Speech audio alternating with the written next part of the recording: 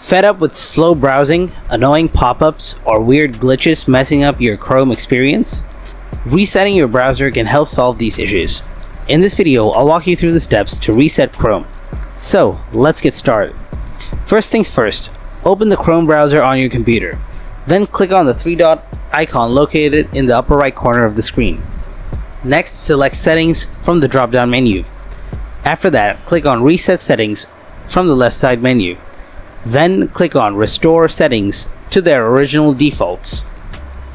Now, before you proceed, be aware that this will log you out of the accounts, remove shortcuts, and disable extensions. So keep that in mind.